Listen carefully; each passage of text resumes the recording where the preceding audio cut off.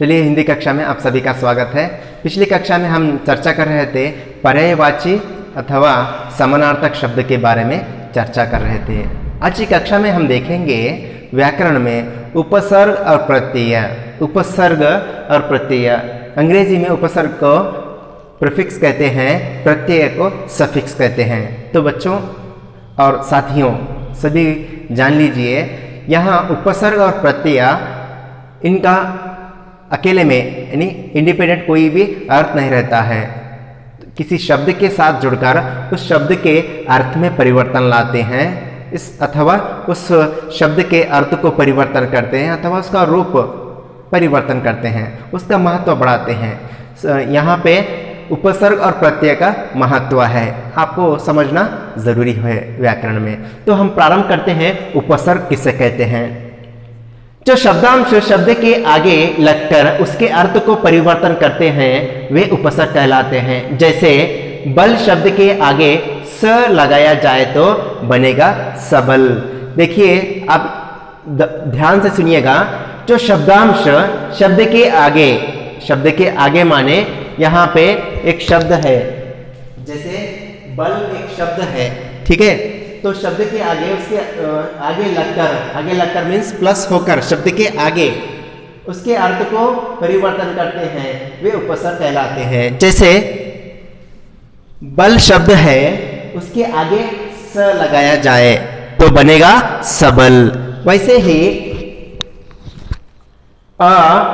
एक उपसर्ग है, तो मरण शब्द के आगे लगाया जाए तो शब्द बनेगा आमरण।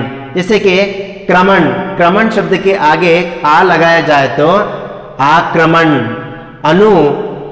भव शब्द के आगे लगाया जाए तो अनुभव।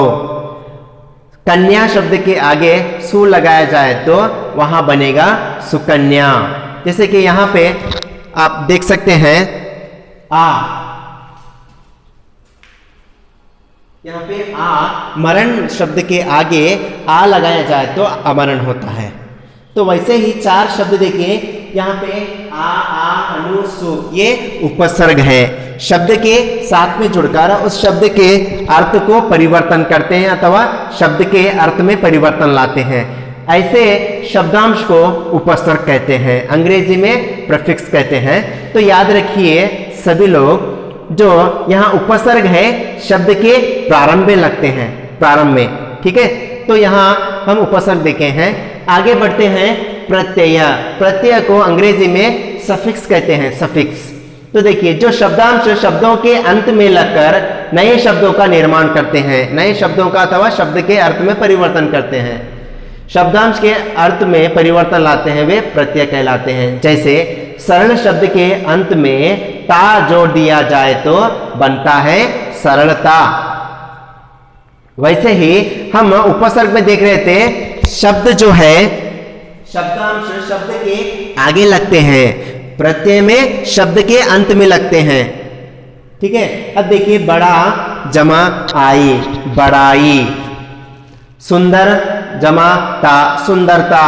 धर्म जमा इक, धार्मिक। इस प्रकार हम यहाँ पे शब्दों को देखे हैं और उनका महत्व समझे हैं। उपसर्ग और प्रत्यय, उपसर्ग में शब्द के आगे लगते हैं, प्रत्यय में शब्द के अंत में लगकर उन शब्दों के अर्थ को परिवर्तन करते हैं। यहाँ पर उपसर्ग और प्रत्यय का महत्व है। तो मैं समझता हूँ आज आपको उपसर्ग और प्रत्यय दोनों का अर्थ समझ में आया होगा। मैं और एक बार आपको उदाहरण के साथ मैं समझाऊंगा। देखिए, उपसर्ग मरण शब्द है, उसके आगे लगाते हैं तो शब्द बनता है आमरण। तो उपसर्ग कभी भी शब्द के प्रारंभ में लगते हैं, प्रत्यय शब्द के अंत में। जैसे कि सुंदर जमा ता, सुंदरता। बड़ा जमा आई, बड़ाई। लड़ प्लस आई, लड़ाई। इस प्रकार। तो तब तक के लिए मैं आपसे विदा लूंगा। अगली कक्षा में मैं आपको व्याकरण से जुड़े हुए विचारों को मैं आपको समझाने की कोशिश करूंगा। तब तक के लिए थैंक यू वेरी मच।